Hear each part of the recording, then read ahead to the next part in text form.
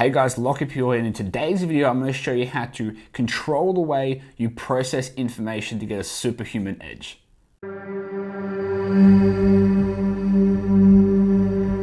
Okay, so what do I mean by that? Well, your brain is a little tool that basically controls everything you do. And the way that you process information completely dictates the way you act, the things that you feel, the thoughts that you have. And what I want to do today is show you why, first of all, your brain is broken and why it's completely destroying your future and your potential and your actions by dictating the way that you interpret information in a wrong way, or in a basically a disempowering way, and how you can take control of that to achieve way more and feel way better about yourself in new situations. Let's get into it. So first things first, what do I mean by this? Well, let me give you an example, all right? Let's just dive into my screen here, and what I want you to understand is your beliefs about things completely dictate the way you interpret information and what that means to you. Okay, so let's just say you have a belief here, and that is in your brain, all right? You then have your eyes, and your eyes here are basically like viewing the world, okay? And whenever you run into something on a daily basis, whether you're driving in traffic, whether you're speaking with a person, whether you put an Instagram post out, or you're talking to a friend or a family member or a boyfriend or girlfriend or a boss, whatever it is, that's information that your eyes are taking, and the beliefs that you have in your mind are interpreting that and saying, what does this mean, okay? So what is this, that's supposed to be a question mark. What does this mean to you, and therefore, what am I going to do about it?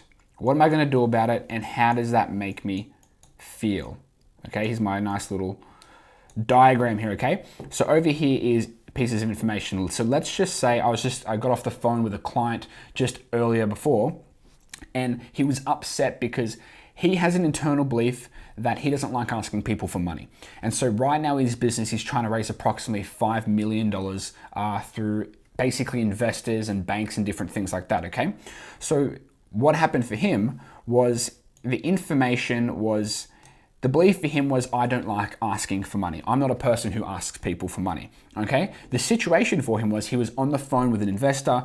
He asked them for money, and basically he told me that, I think they hate me now. They didn't like my approach. They didn't like my information. They didn't like my pitch. They didn't like my presentation, my numbers and everything. Oh, they're not going to give me the money, okay? Just hate that. So he was basically just asking an investor for $5 million to acquire some different types of businesses, okay? And so what was going on through his mind was he was saying, okay, my belief is I don't like asking people for money. The information I had was the person's reactions, okay, on the other end of the phone. So what does this mean? Oh, well, it means that they don't like me anymore. They hate my idea. I'm shit at asking for money. I have a shit business. And he started going over all these different things that this person's reaction on the other end of the phone meant for him. So what did that mean? It means moving forward, he's not going to approach investors. He's not going to reinvest into this business. He's not going to take as much action, and he feels bad about himself.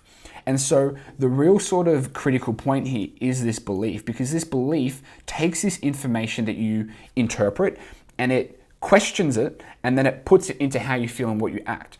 And when I was like, okay, calm down, slow down, all right, tell me what were the actions that the other person was having? What were they saying, okay?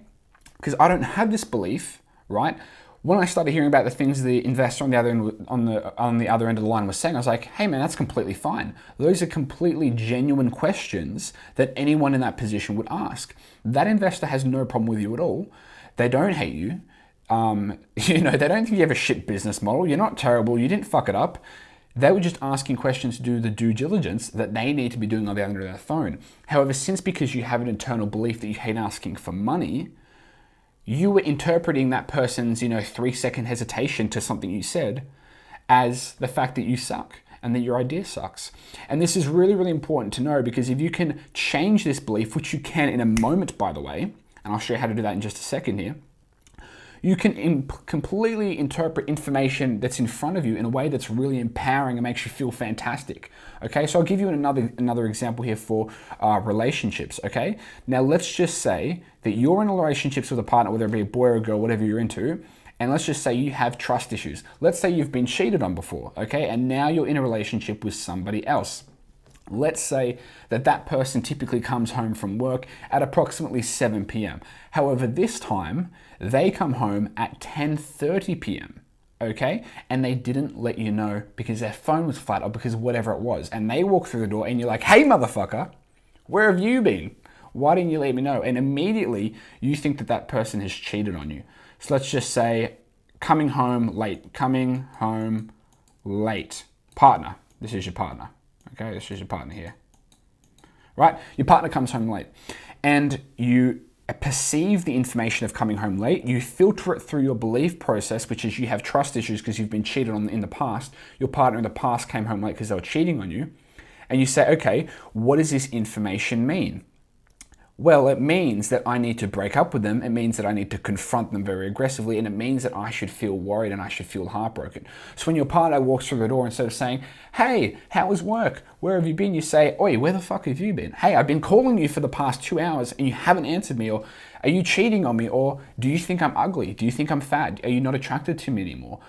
And not only is it going to happen when they come home late, but it's going to happen in other things. Maybe they're feeling super tired one night and they just want to watch a movie instead of have sex. Okay? And you may think that, and if you have the internal belief, for example, that you're ugly or that all your friends are prettier than you, you may start questioning that partner and say, "Hey, do you think I'm ugly? Do you not want to have sex with me?" Or whatever it is. If it's a business deal, if you think that you suck at sales and you make a sales call, this is a sales call, all right? And then the person doesn't buy and you believe that you suck at sales, that's just going to reinforce the belief that you suck at sales. Hey, maybe I said the wrong thing. Maybe I don't know what to say.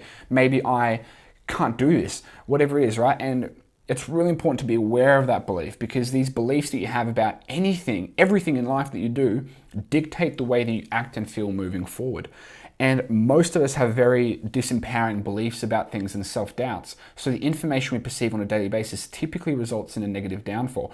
How can we twist that and make this belief a positive?